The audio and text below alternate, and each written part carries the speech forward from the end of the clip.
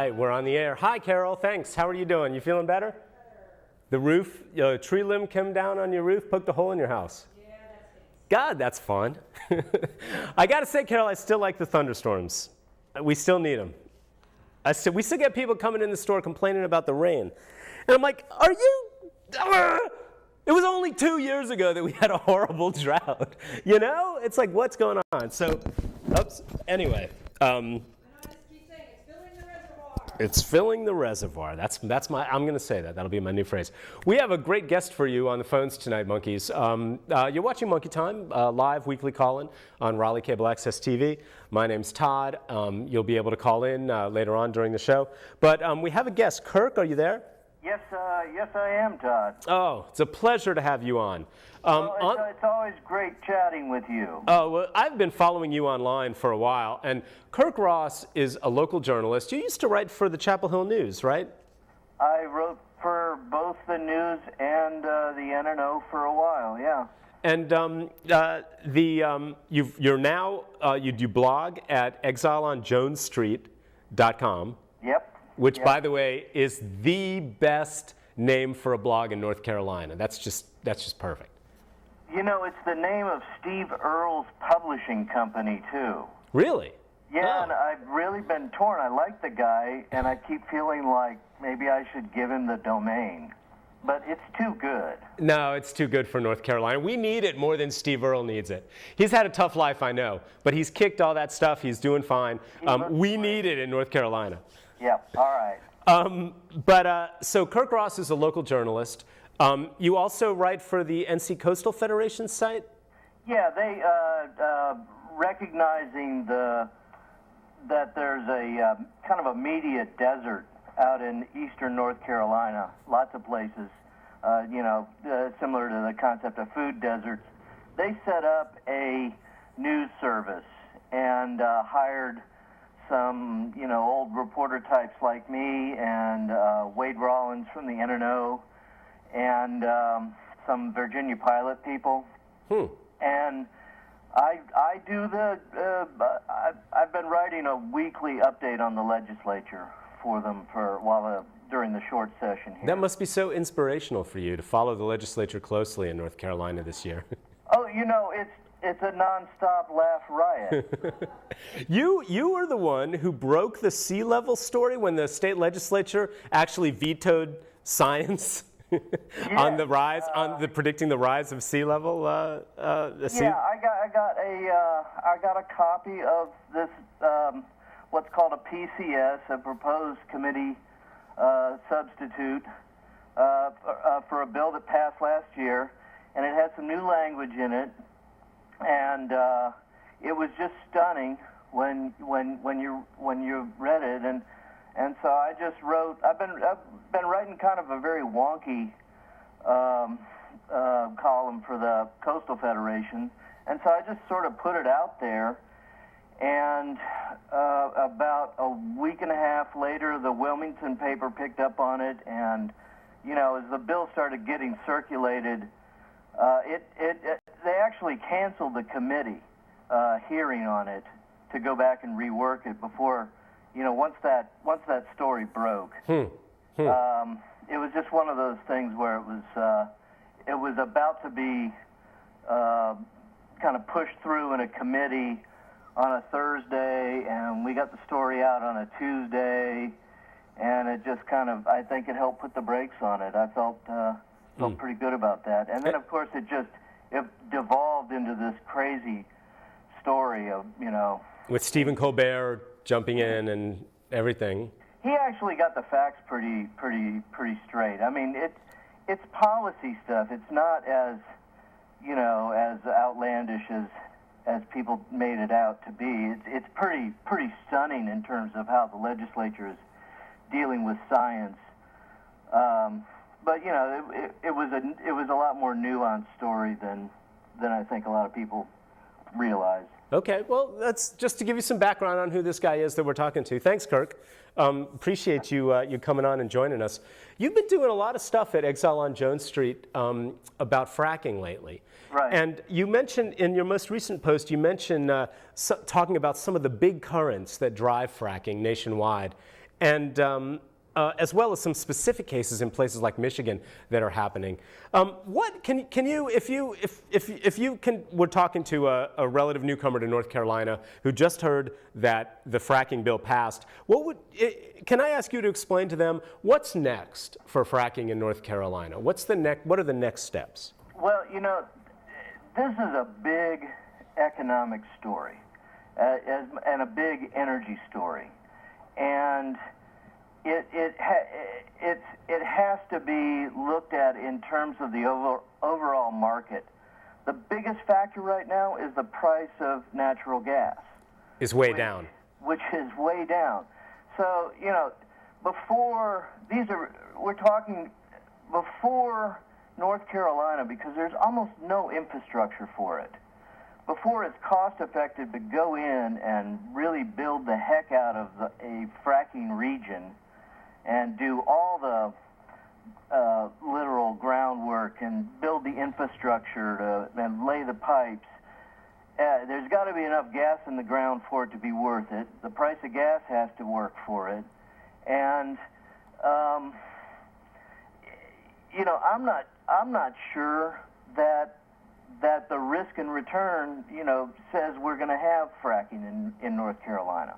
But isn't it pretty clear that eventually in the next 10 years or so, the price of natural gas is going to go back up? I mean, at some point, we're going to be like junkies scraping the inside of those little plastic baggies, right? I mean, I think you're right. I think down the road there'll be a growing incentive. But the feds are opening up land for this. There's a lot of gas flowing right now out of Texas and Pennsylvania. I've always kind of thought in the background that this is a big play by the oil and gas industry to set up North Carolina as an easy go-to place if one of the other markets collapses, if they get kicked out of New York, for instance, or this Michigan deal is really unraveling. The feds are looking into collusion between two of the largest players in this industry. Up in Michigan over, and this is just, this industry is full of cautionary tales, and here's, the investigation is two very large companies, both of whom are likely big players in North Carolina. What companies are they? Chesapeake Energy. They're the people who hosted the legislative group that went up there and the governor and all that up in Pennsylvania for a tour, right? Yeah. So that was Chesapeake. That's some of the operations they visited with them, and then I think it's Encana is the name of it. And so, what have they been accused of doing up in Michigan? Because you're talking about protections for basically playing off of each other to lowball land prices. So the ordinary people on the ground who own the land, right? That farmers basically, most of this land is on farmland. Those people, these two big energy players, both of whom will probably be involved in North Carolina, were colluding to lowball the bids for the land. That's what the Reuters series. Reuters has been just knocking this out of the park. They've really, really looked at how this stuff plays out, and they've looked at Chesapeake Energy in particular. They've got a classic high-flying CEO with his own hedge fund on the side and stuff like that. So it's Don't you love these guys? They're so stereotypical. That's, today there was an analysis in Reuters that says that the big land rush, the big natural gas energy land rush is over. Is over? Yeah. And that doesn't mean it's not going to happen in North Carolina, but there's not going to be this tidal wave of money to just buy stuff up like crazy.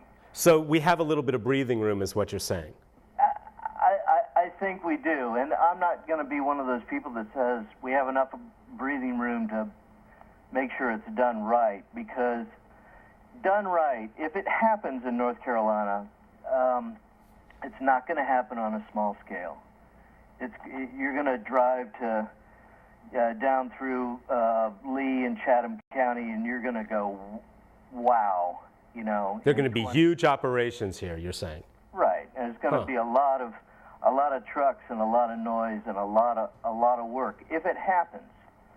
And so you don't think it can be done right, quote unquote, in the way that a lot of people here in the state think it couldn't be done? Yeah, I think quietly, no pollution, nothing like that, and we just extract the gas very nicely, and you don't think that's possible? No, you know, and I'm pragmatic. I'm you know, I've been here for a long time, but I'm from Indiana. I'm from the Rust Belt, and you know, you can't. There's no such thing as building an environmentally friendly giant factory. You're going to eat some farmland up, and if you've ever been out west and seen the natural gas fields, you know, they're not at all what it looks like on the BP ads. You know. Okay. All right. We're talking. We're going to see a lot of beautiful advertising. Should this ever happen, and one of the indicators to me that it's not on a fast track, as everybody says. It's you know, I think the legal basis for it, the legislative stuff, that's on a fast track. But I don't know about the economic end of it being on a fast track. You don't think that there's a lot of that? You don't think the reserves are there, or you don't think that the investment with the price of natural gas so low for the foreseeable future is really going to mean that they're rushing to dump money into farmers' hands in Lee County? I think there's going to be a lot of land speculation. I think that is the major thing we're going to see. But are we going to see a whole bunch of wells?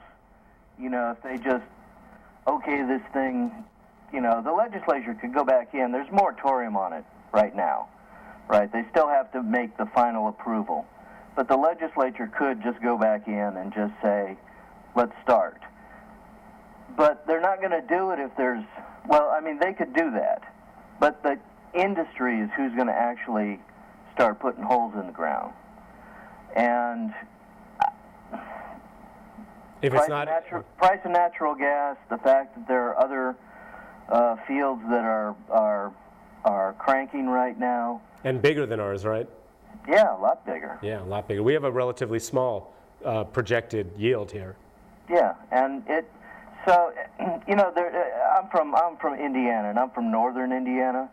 There's a famous story about a town called Gas City, and they went in there and they opened it up, and they found so much natural gas just coming out. It became actually a big glass factory, big conglomeration of glass factories. They burned through their glass in 14 years, and now it's just like any other, you know, slightly industrialized small town in northern Indiana. You know, it's. Well, you said they burned through their glass? Gas. Gas. Okay, I'm sorry. Gas. Yeah, I mean, these are finite resources, and it's risk and return. And there's not much happening there now, is what you're saying. I think there will be some small operations, but we're either. I guess what I'm saying is we're either going to see. It's going to be an all or none kind of thing. You know, if it does happen in North Carolina, it'll have a tremendous impact. But I don't know. So I could change my mind in a couple of months. Well, you know, so and natural gas prices could go in a different direction. So what's up with this commission? We've got this commission that was going to be 6 people originally, or 9. Now they've made it to 12. What can you tell us? This is the commission that's going to set the rules, right? Right. For this stuff. What can you tell us about the people? Well, how's it the going to get chosen? commission sort of evolved in terms of legislation. You there? Yeah. Okay.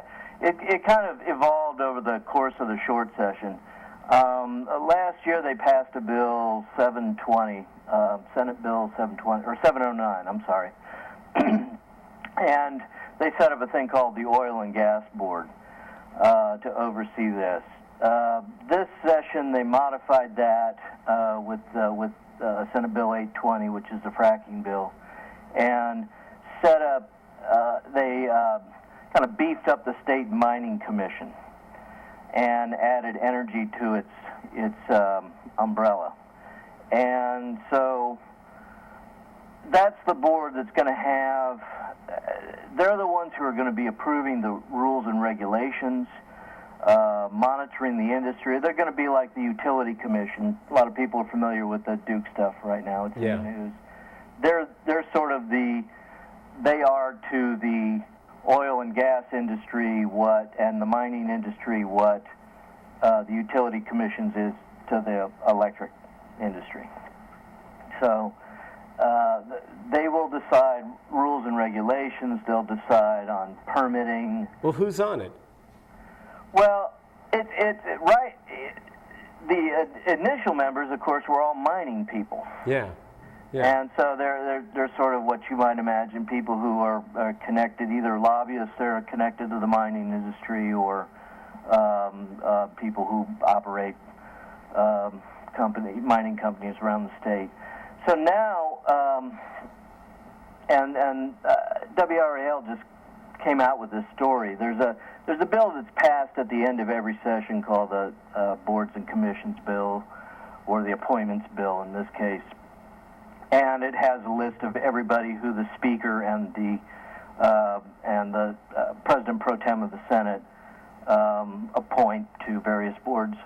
This is the expanded board, and there's a lot of people who have the additions are all the oil and gas people, and even the positions. There were a few that were set aside for what we were hoping would be some folks with some environmentalist background. Yeah. It's just all energy people. So even the positions that at least were dangled as a couple of positions out of the 12 for environmentalists, those are not even being filled by anybody you could call an environmentalist? Well, nah. I mean, I don't want, I think they might describe themselves as very concerned about the land and all that, but not people with a long background in this. And there are some people on the commission who are actually own the shale oil land, right? Right. That actually own tons of this land. Exactly. There's one gentleman out of Lee County, and he and a bunch of his high school buddies, they set up a company, and they actually are interested in landowner, the idea of landowner rights and doing it right. But they are all big landowners. Yeah. And they stand to benefit directly. And I was talking to one legislative observer for an environmental organization, and he said, I can't figure out how this guy's going to be able to vote on anything. Yeah, I was going to ask that. It's like this guy's got a direct financial interest in what happens, and he's on the board that's voting for the rules about how it's going to happen. Now, you could argue, I suppose, that, well, we need people there who are in that area defending landowner rights, but there are ways to defend landowner rights, without having somebody, a big landowner there who's basically going to benefit directly financially from whatever legislation results. Isn't that a direct violation of whatever meager ethics laws there are? Is that a rhetorical question? Well, I'm asking. I don't know. Well, the name of the company that he set up, or the organization, is called NC Oil and Gas. I mean, draw your own conclusion. Wow. We're talking with Kirk Ross, who is a local journalist, who you were actually one of the co-founders of the Carrboro Citizen. Yes. Started in 2007. It's a weekly newspaper and an online site. Right. What's the site? CarrboroCitizen.com. I didn't want to presume. But you've been going for 4 years now. No, 5. 5 years. With a local journal, and it sustains itself with local advertising? Yeah. Is this the future? I love this, though. I stepped down a year ago as editor, and there's a very, very good bunch of folks running it right now, and I write a weekly column for them.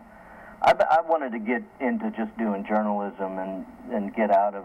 And you found an audience for local journalism that was big enough to sustain a new newspaper, weekly newspaper, and online news site dedicated just to Scarborough, Chapel Hill, Chatham County, around that area? Yeah. Yeah, I mean... Is this the future of news? What? Say what? Is this the future of news? God, I hope so. I mean, I think it's a small newspaper with a really good website. And it's every day or every week building mass of information, you know, from the obituaries to the daily news. And, you know, every day it's becoming a bigger and better resource for the community, and it becomes more valuable. And I think people forget that. They forget the rest of the iceberg, you know. Interesting. And has it been growing over the years? The hits? You know, I think, when we set up the economic model for it, the idea wasn't that it would get to some enormous size, that it would become. Yeah, that's smart. You know, just build it. it To get to a manageable, Yeah. sane size that And can sustain employ, that. you know, this number of people, and it all gets put out, and we don't have to have a giant office, and Yeah. you know, and the number of pages has been pretty static. I think, you know, they'd love to put out bigger issues, I'm sure, and some of them, you know, some years are good, some years are not. I don't know. Yeah, but you've sustained But it. it's You've still created going. something and you've sustained it. Yeah. I mean, think about it. that's That's like, how many issues is that? 250, 275? Here in Raleigh, we have the Raleigh Public Record. I don't know if Right. you ever go to their site. Well, but you know what? If you look at the Scarborough Citizen site and the Raleigh Public Record site, you'll notice that it's very similar. And that's because this young person who worked for us at the Scarborough Citizen, Michelle Langston, she, as a graduate project with Paul Jones, you know Paul? yeah, sure. She and I, Great guy over here, she did all the giant grad project work on building a site or building a WordPress template for a small news operation. That any news operation could use. Oh, interesting. And the Raleigh Public Record picked that up. Yeah. Oh, wow, that's really fascinating. Yeah, I went over and talked to Charles one Yeah. afternoon, and she was really interested in getting some other papers to use it. And you know, I hope they still enjoy it. She's so good, she got hired by WordPress. So Wow, you wow, know, that's we great. lost her. Yeah. She's out in California somewhere. So let's get back quick. We only have a few minutes. I Sorry, can't believe I'm the whole rambling. time. I'm sorry. No. I like hearing you ramble. It's Kirk good Ross, talking to you, man. exileonjonesstreet.com. The collusion up in Michigan. So you got these two big energy companies. The feds are involved. The Michigan State Attorney General's involved. Chesapeake, which is going to be involved in North Carolina if fracking ever Right. happens. The two main big energy companies. And Canna, that's their line, the major line that runs through the Piedmont. Is in Canna. Is that company's. They were colluding to create low bids on the land. Allegedly colluding. Allegedly, well, you have to say allegedly. I mean, I'm just reading Reuters. If you go to exileonjonesstreet.com, Kirk's latest blog post links to all the Reuters coverage of this. And if you just go to fracking at Reuters, you'll see tons more. But they were colluding to lowball landowners on this, and that's illegal. Yeah. That's They were colluding to not bid against each other on. I mean, we're not talking about.